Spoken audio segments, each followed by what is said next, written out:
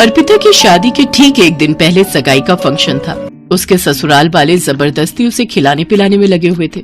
हर कोई यही कह रहा था कि नई बहू को मैं पहले खिलाऊंगा, कोई कहे मैं पहले खिलाऊंगी। यही करते करते अर्पिता परेशान हो गई, पर वो क्या ही कहती। जबरदस्ती सब फोटो खिंचवाने के चक्कर में अर्पिता के मुंह में जबरदस्ती बर्फी और रसगुल्ले के टुकड़े भरते ही जा रहे थे। जब खाना खाने की बारी आई तो सबने टेबल साथ में लगा ली। अर्पिता खाओ ना, तुम तो कुछ खा ही नहीं रही हो। अगर अभी भूखी रहोगी तो कल फिर फेरों के समय तुम्हें भूख लगेगी। हाँ। अरे साले साहब, अर्पिता को भी तो कुछ खिलाओ, खुद ही खाए जा रहे हो। जीजू मैंने कहाँ मना किया है, खा लो अर्पिता, नहीं तो सब मुझे ही दोष देंगे। अरे तुम सब छोड़ो, अर्पिता बहू मेरे हाथ से गुलाब जामुन खाएगी, क्यों खाओगी ना? अर्पिता क्या ही कहती, वो चुपचाप अपनी होने वाली सास के हाथों से पूरा गुलाब जामुन खा लेती है। अब तो होने वाली मामी, बुआ, मासी, भांजा, भांजी, भतीजा, भतीजी सब अर्पिता के मुंह में जबरदस्ती खाना ठूस रहे थे। अर्पिता परेशान तो हो रही थी, पर वो नए बनने वाले रिश्तों का दिल रखने के लिए चुपचाप उस समय सगाई के फंक्शन में खाती रही। उस रात तो जैसे तैसे अर्पिता सो गई। अगले दिन उसकी शादी थी। शादी के फंक्शन में भी सुबह से रीति रिवाज शुरू हो गए। तो मायके में आए मेहमानों ने सभी रीति रिवाज निभाते हुए अर्पिता को कुछ न कुछ खिलाना शुरू कर दिया। जो मेहमान आए अर्पिता के मुंह में मिठाई और खाने की चीजें खिलाते रहे। बस चाची जी और मन नहीं है। अरे थोड़ा सा तो खा ले, फिर शादी के बाद हम कौन सा खिला पाएंगे। हाँ। अभी तो मेरी बारी रह गई, रुको ये ले बिटिया, एक निवाला मेरी तरफ से भी। खा, तू भी क्या याद रखेगी, तेरी ताई ने तुझे खाना खिलाया। मम्मी बस मुझे और भूख नहीं है, ये रीति रिवाज कितनी देर और चलेंगे? अभी अंकित के मम्मी पापा भी आकर गए हैं, उन्होंने भी मुझे बहुत सारा खिला दिया है। अर्पिता अब ऐसे किसी को मना करते अच्छा नहीं लगता। कोई बात नहीं, थोड़ा खा ले, वैसे भी अब तेरी शादी हो जाएगी, फिर कौन सा तेरी चाची ताई और मामी वगैरह को तुझे खिलाने का मौका मिलेगा। रुक, तेरे मामा जी और पापा बुला रहे हैं, मैं अभी आती हूँ। किसी तरह अर्पिता की शादी हो जाती है और शादी के बाद वो अपने ससुराल आती है। पर शादी की रात से ही अर्पिता के पेट में गड़बड़ हो रही थी। जैसे तैसे उसने फेरों के समय अपने आप को संभाल लिया, पर ससुराल पहुंचते ही उसकी हालत बिगड़ने लगी। अब नई नवेली बहू किसे कहे और कैसे कहे। अर्पिता, माँ ने तुम्हारे लिए ये गरम गरम नाश्ता भेजा है, तुम जल्दी से कर लो, फिर कुछ देर बाद मोहल्ले की औरतें आएंगी और तुम्हारी मुंह दिखाई की रस्म होगी। बबली दीदी वो मैं, अरे शर्माना कैसा, मुझे पता है आपके लिए घर नया है, इसलिए आपको मेरे सामने खाना खाने में शर्म आ रही है। ठीक है तुम खा लो, मैं थोड़ी देर बाद दोबारा आती हूँ। दीदी अंकित कहाँ है? अंकित वो तो अपने जीजू के साथ नीचे हॉल में नाश्ता कर रहा है। अर्पिता की ननद ढेर सारा मक्खन लगाकर आलू के पराठे और दही रख जाती है। अब अर्पिता ना खाए तो भी बुरी बनेगी और खाए तो भी उसकी हालत खराब होगी। अर्पिता पूरी तरह से फंस चुकी थी। तभी उसकी सास आ जाती है। अरे अर्पिता बहू, तुमने अभी तक नाश्ता नहीं किया, क्या हुआ? मेरे हाथ के आलू के पराठे पसंद नहीं आए क्या? नहीं नहीं माँ जी, पराठे तो बहुत टेस्टी है, मैं बस खा ही रही थी। अच्छा, ये लो साथ में ये भी खा लो। तुम्हारे ससुर जी तुम्हारे लिए ताजी ताजी जलेबियां और रबड़ी लेकर आए हैं। वो बोल रहे थे कि यहाँ के फेमस हलवाई की रबड़ी जलेबी है, तो अर्पिता को जरूर खिलाना। बड़े मन से उन्होंने तुम्हारे लिए भेजी है। अर्पिता रबड़ी जलेबी देखकर परेशान हो जाती है। पहले ही उसका पेट गड़बड़ कर रहा था, ऊपर से रबड़ी जलेबी अब ससुर जी ने भेजी है। ये कहकर सास ने कुछ कहने से ही रोक दिया।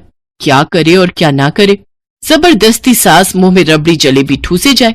अर्पिता चाहते हुए भी मना नहीं कर सकी। सास के जाने के बाद अर्पिता परेशान हो गई। वो बार बार टॉयलेट भागे, फिर बाहर आए, फिर भागे, फिर बाहर आए। जिस बात का डर था वही हुआ। अर्पिता को दस्त लग गए, उसका पेट खराब हो गया, लगातार लूज मोशन आए जा रहे थे। बिल्कुल पानी दस्त करते हुए अर्पिता को कमजोरी महसूस होने लगी। उधर से उसकी ननद उसे लेने आ गई। अर्पिता क्या हुआ, तुम अभी तक बाथरूम में ही हो? माँ बहुत देर से तुम्हारा इंतजार कर रही हैं। मोहल्ले की औरतें और रिश्तेदार वगैरह मुंह दिखाई की रस्म के लिए हॉल में ही जमा हो गए हैं। अभी आई, बस थोड़ी देर और दीदी, आप चलो मैं आती हूँ। ठीक है, नीचे आने से पहले मुझे आवाज लगा देना।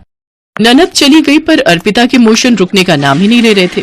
उसकी हालत लगातार खराब हो रही थी। जैसे तैसे वो तैयार होकर अपनी ननद के साथ हॉल में पहुंचती है। सब औरतें मुंह दिखाई की रस्म के लिए आती और अर्पिता को फिर से मीठा खिलाने लगती। ये लो बहू, हमारे हाथ से भी खाओ। अरे बहू ना शर्मा रही है, हमारे हाथ से नहीं खाएगी। नहीं नहीं, ऐसी बात नहीं है बहन जी। अर्पिता बहू, आंटी जी के हाथ से भी खाओ। अर्पिता जबरदस्ती मिठाई के पीस खा लेती है। सब लोग चाय नाश्ता वगैरह करते हैं और मजबूरी में अर्पिता को भी करना पड़ता है। अब अर्पिता से वहां बैठा नहीं जा रहा था, उसे फिर से लूज मोशन आने लगता है। वो अंकित को आवाज लगाती है, पर अंकित दोस्तों और रिश्तेदारों में बिजी था। अर्पिता से रुका नहीं जा रहा था। वो फौरन अपने कमरे की ओर भागती है और सीधे टॉयलेट में जाती है। कुछ देर बाद उसे आराम पड़ता है, पर अब उसकी हालत बिगड़ती ही जा रही थी। अर्पिता को चक्कर आने लगते हैं। उसका पेट भी दर्द हो रहा था। वो बेड पर लेट जाती है, तभी उसकी सास कमरे में आती है। क्या हुआ अर्पिता बहू, तुम्हारी तबीयत तो ठीक है ना? जी माँ जी, मैं ठीक हूँ, बस ऐसे ही। अर्पिता अपनी सास की बात का जवाब भी नहीं दे पाती कि अचानक उसे फिर से लूज मोशन आ जाता है और वो टॉयलेट में भाग जाती है। कुछ देर बाद अर्पिता जब बाहर आती है तो उसकी सास के साथ साथ ननद भी वहीं खड़ी थी। क्या हुआ अर्पिता भाभी, आप कुछ छुपा रहे हो? दीदी माँ जी, वो मुझे ज्यादा हैवी खाना खाने से 10 लग गए हैं। कल रात से ही पेट बहुत गड़बड़ कर रहा है। ओह ओह। कहते कहते अर्पिता बेहोश हो जाती है। उसकी सास और ननद दोनों घबरा जाती हैं। अरे अर्पिता बहू, क्या हुआ? बबली, एक बार अंकित और अपने बाबूजी को बुला कर ला। अर्पिता की ननद अंकित और अपने बाबूजी को बुला कर लाती है। अंकित डॉक्टर को फोन करता है। डॉक्टर आती है और अर्पिता का चेकअप करती है। अगर मेरे आने में थोड़ी देर हो जाती तो अर्पिता को हॉस्पिटल में एडमिट करना पड़ता। कोई घबराने की बात तो नहीं है ना डॉक्टर? नहीं, अब डरने की कोई बात नहीं है। मैंने इंजेक्शन दे दिया है, लूज मोशन रुक जाएंगे। पर अर्पिता को बिल्कुल भी हैवी खाना नहीं देना, बहुत लाइट खाना देना है, जैसे जूस, फ्रूट्स, खिचड़ी, दलिया, दही वगैरह, और कुछ भी तला भुना या फिर ज्यादा मीठा नहीं देना। डॉक्टर अर्पिता को दवाई और इंजेक्शन देकर चली जाती है। कुछ देर बाद अर्पिता को आराम पड़ता है। अर्पिता बहू, तुमने पहले क्यों नहीं बताया? वैसे देखा जाए तो गलती हमारी ही है। हमें भी इस बात का ख्याल रखना चाहिए था कि बहू कितना ही खा पाएगी। वो भी अपने मायके से आई है। 2-3 दिन उसने वहां पर भारी खाना ही खाया होगा। ऊपर से हमने उसको इतना जबरदस्ती खिला पिला दिया। छोटा सा तो पेट है मेरी बहू का।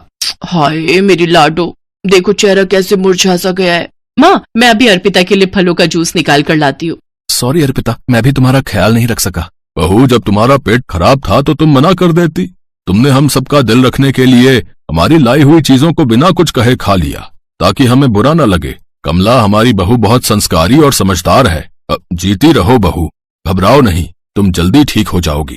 कमला, बबली, तुम्हें अर्पिता बहू का पूरा ख्याल रखना है, ठीक है? अर्पिता की मम्मी को भी फोन पर यह बात पता चलती है तो उन्हें भी बहुत दुख होता है कि अर्पिता को शादी से 2 दिन पहले भी इतना भारी खाना खाना पड़ा और वो सबका दिल रखने के लिए अपने मायके में भी किसी को मना नहीं कर पाई, और शादी के बाद वो अपने ससुराल में नई बहू बनकर आई तो भी किसी को मना नहीं कर सकी। सबको अपनी गलती का एहसास होता है। 1-2 दिन में अर्पिता ठीक हो जाती है। अब रिश्तेदारी में पहली रोटी खाने भी जाना था। इस बात को लेकर वो और चिंता में थी, पर इस बार उसकी सास ने सब कुछ संभाल लिया। अर्पिता बहू, चिंता मत करो। अगर रिश्तेदारी में पहली रोटी पर जाना है तो कम से कम 2 से 3 दिन का गैप होगा। लगातार हम भी तुम्हें रिश्तेदारी में खाने पर नहीं भेजेंगे। जब तुम्हारा जी चाहे तब जाना। अपनी सास की बात सुनकर अर्पिता खुश हो जाती है। वो खुश थी कि उसको इतना अच्छा ससुराल मिला था जहां परिवार के सदस्य एक दूसरे की परेशानी को समझते थे। प्रिया शादी करने के नाम से डर रही थी और बार बार अपनी मम्मी से एक ही बात कह रही थी। मम्मी, यहाँ मायके में तो आपने ये बात सबसे छुपा ली और मेरी कभी भी इंसल्ट नहीं होने दी, पर ससुराल में ये बात किसी को भी पता चल गई तो आप जानते हो ना मम्मी, वहां मेरा कितना अपमान होगा। जब मेरी सास और पति को ये पता चलेगा कि मैं रात में सोते वक्त बेड पर सुसु करती हूँ, जो कि मेरे कंट्रोल से बिल्कुल बाहर है। प्रिया बेटा, मैंने तेरी दवाइयां सूटकेस में रख दी हैं, तूने समय पर लेती रहना। तू घबरा मत, डॉक्टर ने भी तो यही बोला है ना कि तुम्हें तनाव बिल्कुल भी नहीं लेना है, और रात को सोने से पहले सुसु करके सोना, तो तुम्हें ही परेशानी नहीं होगी। अपने खाने पीने का ध्यान रखना और सोते समय अपने मोबाइल में आधी रात का अलार्म भी लगा लेना, जैसे यहाँ लगाकर सोती हो। प्रिया उस वक्त माँ की बात को सुन लेती है, पर उसके मन में इस बात को लेकर बहुत डर और घबराहट पैदा हो रही थी। कुछ दिनों बाद प्रिया की शादी हो जाती है और वो अपने ससुराल आ जाती है। कुछ दिन तक प्रिया अपने फोन में अलार्म लगाकर सोती है तो सब कुछ ठीक चल रहा था, पर एक दिन प्रिया, अचानक मुझे ऑफिस के काम से बाहर जाना पड़ रहा है, पर मैं 2 दिन में वापस आ जाऊंगा। तुम इस बात को लेकर मेरे से नाराज तो नहीं होना? नहीं, मैं भला क्यों नाराज होने लगी? आपका काम पहले है, आप अच्छे से काम करके लौटना। अरे रवि बेटा, तू चिंता क्यों करता है? मैं हूं ना बहू का ख्याल रखने के लिए। हम दोनों सास बहू खूब मजे करेंगे। रवि काम से बाहर चला जाता है। उसी रात, प्रिया बेटा ये देख, मैंने हम दोनों के लिए कितनी बढ़िया वाली आइसक्रीम मंगवाई है, हम दोनों मिलकर खाते हैं। पर मैं तो आइसक्रीम खाती ही नहीं हूँ, क्योंकि ठंडी चीजें खाने से मुझे और ज्यादा सुसु आता है। पर माँ जी को मना कैसे करूं, उन्हें बुरा लगेगा। मुझे आइसक्रीम खानी पड़ेगी। है ना कितनी बढ़िया वाली आइसक्रीम, हमारे यहाँ की मशहूर आइसक्रीम है। एक काम करो, जब तक रवि वापस नहीं लौटता हम दोनों सास बहू एक ही कमरे में सो जाती हैं। रात को सोते समय गप्पे मारेंगे। जी जी ठीक है माँ जी, जैसा आप कहें। अब क्या करूं, मुझे माँ जी के साथ सोना पड़ेगा। कहीं रात में मेरा सूसू निकल गया तो मेरी तो सारी सच्चाई माँ जी और रवि के सामने आ जाएगी। उस रात प्रिया 2 बार अलार्म लगाकर सोई थी, इसलिए वो रात में 2 बार बाथरूम हो आई थी। पर चिंता और डर से वो पूरी रात सो नहीं पाई थी। वो रात तो जैसे तैसे कट गई। अगली रात जब प्रिया अपनी सास के साथ सोई तो उसका फोन चार्ज नहीं था। इस वजह से उसकी बैटरी खत्म हो गई और फोन स्विच ऑफ हो गया। प्रिया गहरी नींद में थी तो उसे पता ही नहीं चला कि उसे रात में उठकर बाथरूम जाना है। अगली सुबह जब प्रिया सोकर उठती है उसका पूरा बिस्तर गीला था। घबराहट से उसके पसीने छूटने लगते हैं। प्रिया की सास ये सब देख लेती है और गुस्से में प्रिया पर चिल्ला पड़ती है। इतनी देर में रवि भी वापस आ जाता है। रवि बेटा, हम बेड पर सूसू करने वाली बहू ले आए हैं। मुझे तो सचमुच इसे अपनी बहू कहते हुए शर्म आ रही है। दुनियादारी और समाज में किसी को भी पता चल गया तो सब लोग हम पर हंसेंगे। अब मैं इसका क्या करूं? इसके माँ बाप ने भी हमसे इस बात को छुपाया और तो और इसने भी हमसे इतनी बड़ी बात छुपाई। मुझे तो कुछ समझ में नहीं आ रहा है। मैं तो कहती हूँ इसे अभी के अभी इसकी माँ के घर भेज दे। अब तू ही इससे बात कर। माँ, मैं ये बात जानता हूँ। मुझे पता है कि प्रिया को रात में बेड पर सूसू करने की आदत है। क्या तू ये बात जानता है और तूने ये बात मुझसे छुपाई? आते ही बीवी का गुलाम हो गया। रवि इस बारे में जानते थे पर उन्होंने मुझसे इस बात के बारे में पूछा भी नहीं और गुस्सा भी नहीं किया। पर रवि को ये बात कैसे पता चली? मैं तो रोजाना अलार्म लगाकर सोती हूँ। माँ, ये बात मुझे उस दिन पता चली जिस रात प्रिया बहुत गहरी नींद में थी। अलार्म मैंने ही बंद किया था।